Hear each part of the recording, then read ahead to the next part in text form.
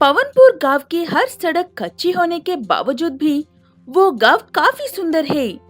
गांव के एक तरफ नदी है तो दूसरी तरफ जंगल है, इसलिए उस गांव में आने के लिए एक ही रास्ता है।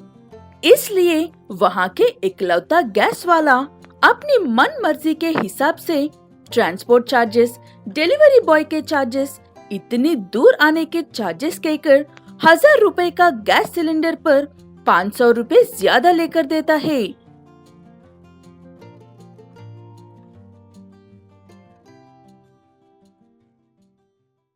लाओ लाओ, जल्दी करो, मुझे दूसरे गांव भी जाना है। जल्दी से पैसे दो और सिलेंडर उठाकर ले जाओ। तुम सिलेंडर घर नहीं लेकर आते हो, फिर भी इतने ज्यादा पैसे लेते हो। हमें ही चौराहे पर आना पड़ता है तुमसे सिलेंडर लेने के लिए।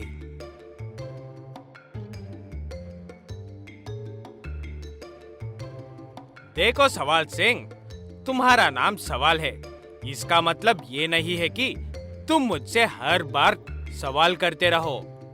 अगर तुम्हें कोई दिक्कत है तो शहर जाकर लेकर आओ खुद का सिलेंडर, और अगर औकात ना हो तो लकड़ियों पर कर लो अपना गुजारा। ऐसे कहते हुए वो गैस वाला सवाल को मजाक उड़ाकर वहाँ से चला जाता है। सवाल को वो बिल्कुल भी अच्छा नहीं लगता है। सवाल के पास ढेर सारे गधे थे। वो उन्हीं से व्यापार करने वाला एक साधारण व्यक्ति है।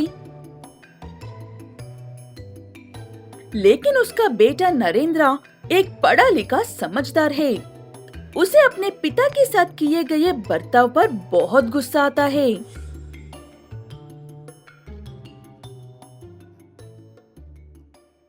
पिताजी, आप वहाँ से चुपचाप क्यों आए? उस बदतमीजी को वहाँ पर जवाब दे देना चाहिए था ना।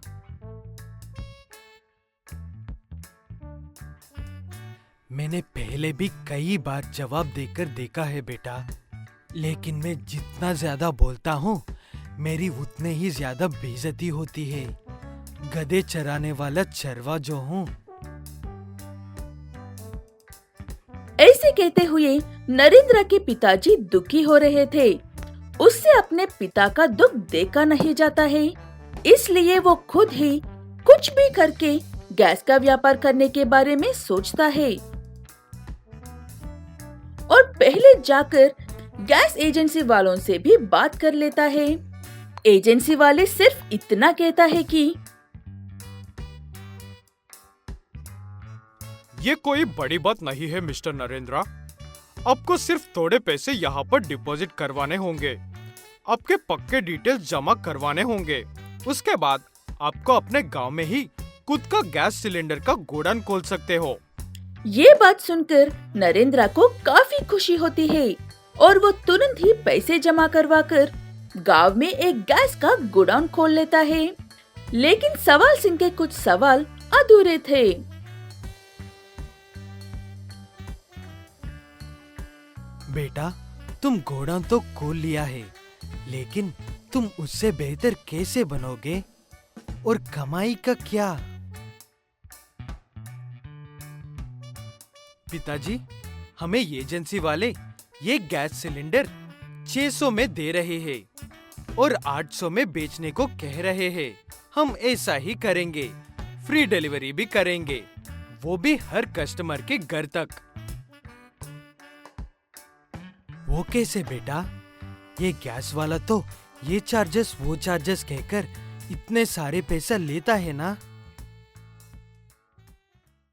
तब नरेंद्र अपने पिता से कहता है कि वो सिलेंडर की डिलीवरी अपने गधों के ऊपर डिलीवर करेगा।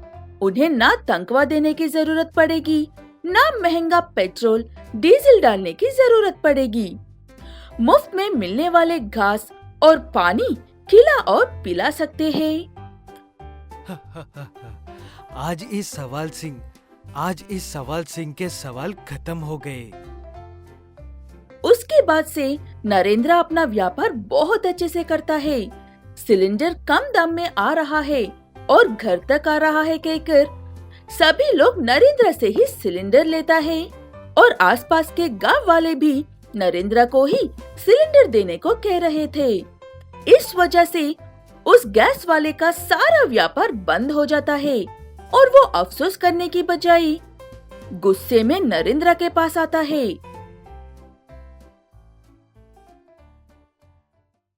मुझे नहीं पता तुम ये सब क्यों कर रहे हो, लेकिन अगर व्यापार करना है तो मैं जितने दाम में बेच रहा हूँ उतने दाम में ही बेचो, वरना सब बंद कर दो।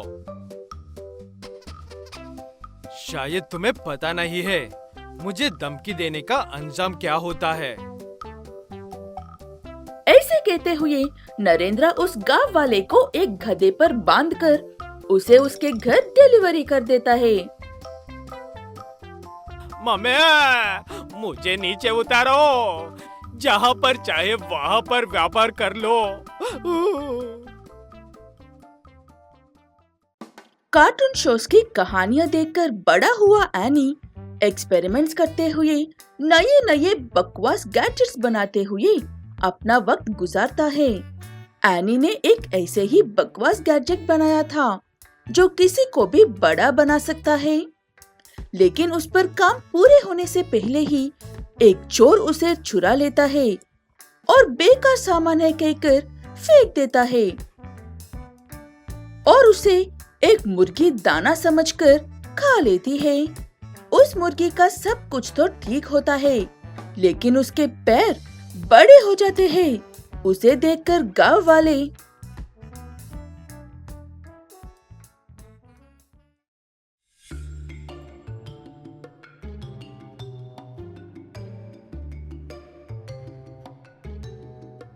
ये खंबे सड़क के बीच में किसने लगाया है? अरे सुनील भाई, वो खंबे नहीं, आपकी मुर्गी है जो खंबे से ही लंबा हो गई है। ऐसे क्यों हुआ है, इस बात से अनजान सुनील अपने मुर्गी को घर लेकर जाता है और उसे बड़ी मुश्किल से संभालता है। सुबह होते ही अंडा पकड़ने के लिए इंतजार करता है, नीचे गिरकर टूट न जाए इसलिए।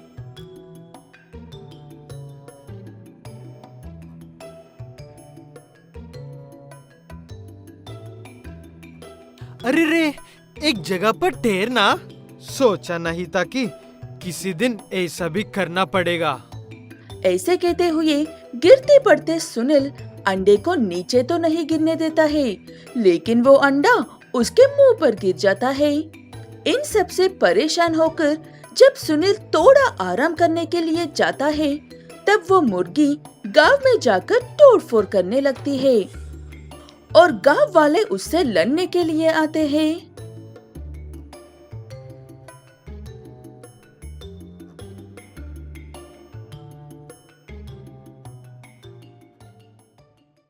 क्या यार सुनील, मैं तुम्हें अपना दोस्त माना और तुम्हारी मुर्गी मेरी दुकान तोड़ रही है। इस मुर्गी से मैं खुद ही परेशान हो गया मेरे दोस्त। वो सब कुछ तोड़-फोड़ कर रही है और लोग मुझ पर बरस रहे हैं। इसकी वजह से मैं 2 मिनट भी आराम नहीं कर पा रहा हूँ। तो फिर इसका कुछ करना होगा। बिरयानी ही बना दे या फिर किसी तरह से छोटा कर।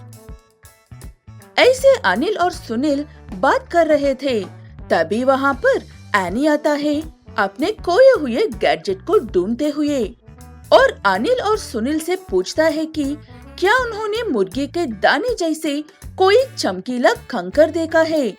तब सुनील एनी से, क्यों? ऐसा क्या खास बात है उस पत्थर में? क्या वो कोई हीरा था या फिर तुम्हारा किसी पागल एक्सपेरिमेंट का हिस्सा? उन कंकर को एक खास गन में रखकर सामने वालों को शूट करने पर वो बड़ा या छोटा हो जाता है। इसका मतलब मेरी मुर्गी तुम्हारे ही यंत्र की वजह से बड़ी हुई है। चुपचाप मेरी मुर्गी को पहली जैसा कर दो, वरना मैं तुम्हारी टांगे लंबा कर दूंगा। तब एनी कहता है कि उस यंत्र का कोई भरोसा नहीं है, उससे कोई भी छोटा या बड़ा हो सकता है। फिर भी एक बार एनी उस मुर्गी को पकड़कर उसे शूट करके देखने को कहता है और सब मिलकर उस मुर्गी को पकड़ने के लिए जाते हैं। ध्यान से करना जो भी कर रहे हो। इस गन किसी और को शूट कर दिया तो पता नहीं और क्या क्या देखना पड़ेगा। वो मुर्गी सुनील के आंगन में अंडा दे रही थी। तभी एनी उसे शूट कर देता है और वो मुर्गी छोटी हो जाती है। लेकिन उस मुर्गी का अंडा उसकी टांगों की ही तरह लंबा रह जाता है। वो देखकर सब घबरा जाते हैं और वो अंडा लुढ़कते हुए जाकर सारे गांव में घूमने लगता है, रास्ते में आने वाली हर चीज को कुचलते हुए। एनी उसे अपने गन से शूट करने की कोशिश करता है, लेकिन उस अंडे पर बंदूक का कोई असर नहीं होता है।